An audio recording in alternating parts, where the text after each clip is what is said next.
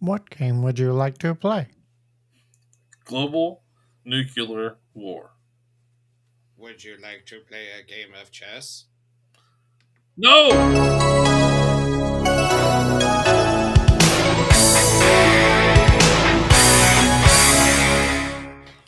What's up, everybody? Welcome back to the Retro Review. I am the British Geek, always joined by Mikey the Freak. I said no. Global nuclear war. Google. We're playing Global Nuclear Global War. nuclear. Global nuclear. What's up, everybody? And that, my friends, is a come of things to taste. Taste of things to come. And Steve, yes. What's going on, everybody? And I like peanuts. Just, All right. just you know, that clock's 15 minutes slow. What clock are you even talking about? The breakfast clock. Oh, okay. Guys, we are reviewing the movie War Games, the Matthew Broderick movie. But before we get into it, let's check out that trailer. Sorry, what was that actor's name? Yes. Matthew. I don't know what he said. Oh, let's check English, this out. motherfucker. Do you speak it? I don't know. David Lightman was a Country master has what? at computer games. What? A fast thinker. Oh, David! Maybe you could tell us who first suggested the idea of That guy's in a reproduction lot without of movies, sex. too. Your wife? Get out, Lightman. And a promising student at an old He game was a bit of a dick. Hi. with an electronic twist. It's his Ferris Bueller character I don't all think that I over deserved again. it. Yeah. Do you? I wouldn't go Before that far. Ferris Bueller. They got me a Only if you're computer. over 18. This computer company is coming out with these amazing new games in a couple of months. And I want to play those games. Wow. You got something. He found the right code word to play the game, We're in. but it was the wrong computer. Shall we play a game? How could I ask you that? How about Man, do you remember when computers sounded like that? war? All right. Neither. Why would you even play that game from all the games today? That's the one he wanted to play. The hell? Their trajectory headings for multiple What impact the re-entry some vehicles. bitch? How's that mean? I don't know, but it's great. Can't get a tab unless you buy something. I wonder if I should use my subs. No, we should. Typhoon-class submarines departing Petropavlovsk. I just on a smartphone. I thought it was doing good. Oh my god. I was like, that's funny shit. I have 7, correction 8. That's 8 Redbirds. Get on the sack. Tell them to flush the bombers. Russians are still denying everything, sir. Who are you working with? Nobody. Why don't I believe you?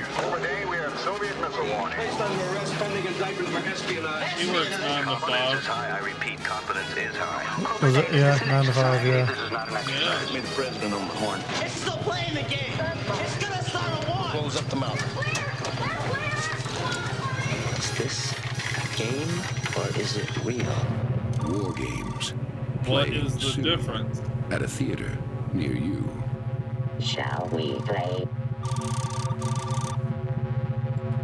And there you have it. That is your War Games, which is different than WWE War Games for sure. Yeah, no This one is shattered their foot. yes. No shattering of the foot. This is a young man finds a backdoor into a military central computer in which reality is confused with game playing, possibly starting World War III. So that's really basically all it is. Matthew, he was looking to find a computer programming company. Instead, he backdoored into a military-based computer. And instead of wanting to play chess with the computer, he decided he wanted to play Global Nuclear War. Global And- thermonuclear war. No 17-year-old wants to play that game. Apparently that one does. I mean, The only thermonuclear war they want to play is in their pants. and he had the girl in his room for a good portion of this movie and didn't make a single move, which He's was gay. yeah. How was this movie damn near 2 hours long? Right? This is one of the movies I really enjoyed on rewatch. you got to put yourself back in the time period because computers now have become so far advanced and stuff like that. Computer was huge. Yeah, the computer Big as was a fucking house. Yeah, it was a big ass computer with a bunch of buttons and blinky thingies on it, and yeah, Those are lights. is that what they are? I think so. But yeah, I enjoyed this movie. It's a intense type movie. If you get to thinking about it, how computers really can, if you the one misstep and we can start a global nuclear war. So yeah, it can really make you think, especially back in those times when the computers and everything were just starting to become available to everybody as personal computers, and I believe that's when a lot of people were kind of scared of nuclear war and things like that. So this is one of the movies I enjoy. Put you in a different mindset. Definitely not a full comedy, so I enjoy this one. Mikey, Steve. I should Let's say go to Steve. Steve. Yeah, Steve, what'd you think about this movie on watch or first watch? First watch. Last Really? one. This movie was boring as fuck. Really? I did not care for this movie that much. It was hard to keep my attention. I was not invested in Matthew Broderick's character. Don't get me wrong. I like Matthew Broderick. I like the movies he's done. I like Ali Sheedy. I like the movies that she's done. I like Dabney Coleman. What's not to love? I just did. This movie bored me. It was hard to keep my attention, and I'm very surprised that I actually made it all the way through. All right. Well, Mikey the Freak, how about you? What'd you think about this movie on rewatch or watch? No, it's always a rewatch. I've seen so many fucking movies from the 80s. This kind of movie, this was Matthew Broderick kind of in his heyday with Ferris Bueller and Project X. A lot of those movies came out around the same time frame. And he was just a popular kid. He was a popular kid at the time. And I think this movie, and so was Ali Sheedy, with Short Circuit coming out a little bit later. It's one of those, and then Breakfast Club came out. St. Elmo's Fire. She ran the gambit as well. They were both two hot actor and actresses in the late 80s, early 90s. And I think this movie really wanted to show what computers could do, and how the computer age kind of controlled everything. And yeah, it's definitely a dated movie when you see all these old computers. It is definitely dated for sure. Yeah, I mean, because people really didn't understand computers. I think they didn't understand computers in the 80s when they first came out. So this was kind of like, well, I'm not letting the computer tell me what needs to happen when I have two guys there that can do what a computer can do. Sure. So they didn't trust the computer age, because it was, like I said, it was still new, relatively new. So they really wanted the human could do more than that computer can tell me, for emotion and rational thinking and all that stuff. Not like today. Holy shit! Like today is completely different.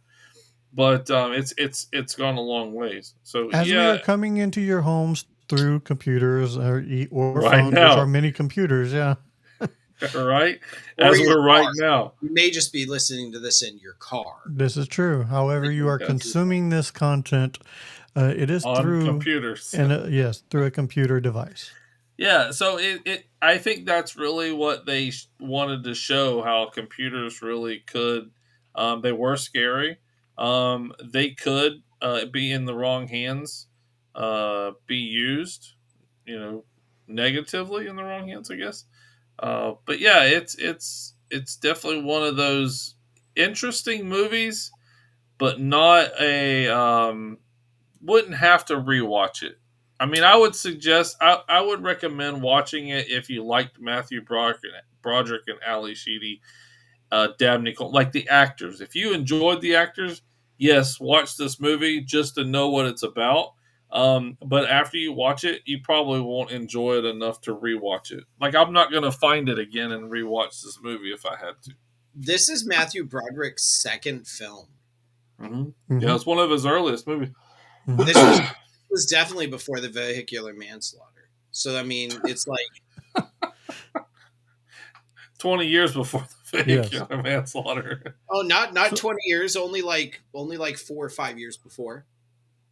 I thought that was in the late 90s, early 2000s. No, it was in the 80s when he was dating Jennifer Grey when they were in Ireland dating.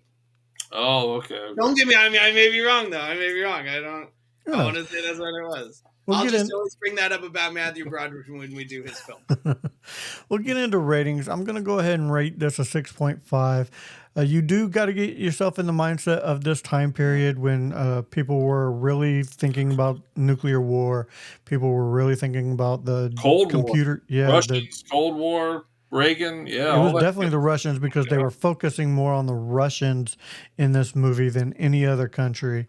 You got to put yourself in the mind of the beginning of computers when, you know, the science of computers was scary. It was one of those things that people didn't trust computers, and this movie kind of backed it up a little bit on why you shouldn't fully trust computers, even though we do everything over computers now. We trust them now. I don't know why. So I couldn't do my job without it. So I'm going to go ahead and give this a 6.5. Steve, how would you rate this movie? 5. All right, that's fair. Mikey the Freak? Yeah, I think you hit the nail on the head. I think it's a solid 5.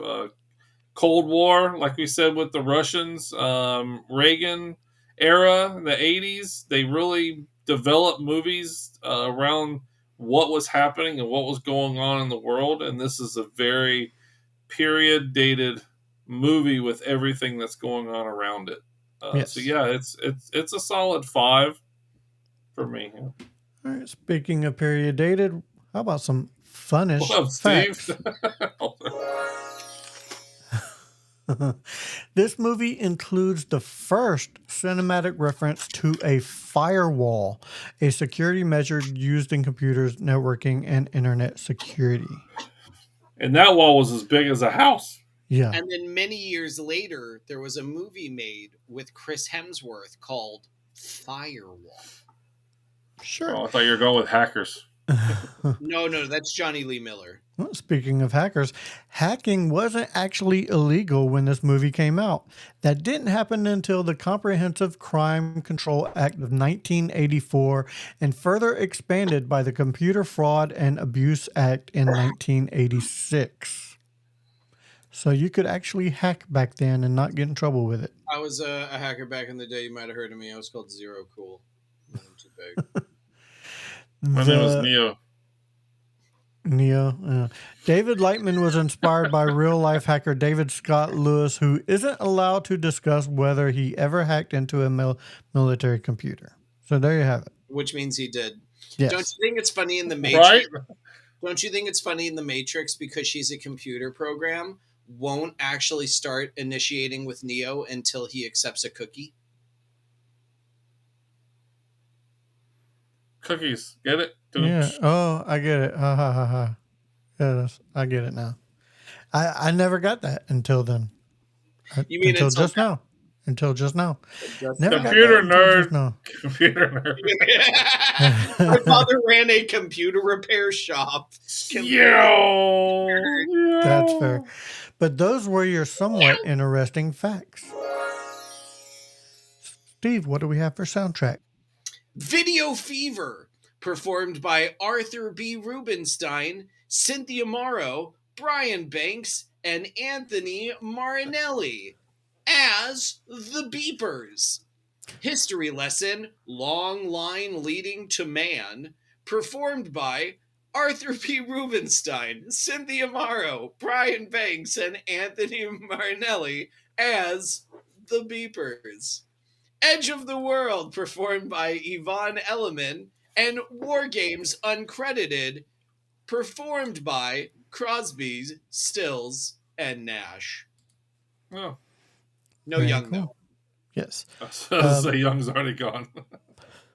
Mikey the Freak, what do we have for related reels, sir? Yeah, so 3 famous actors in the 80s. Matthew Broderick.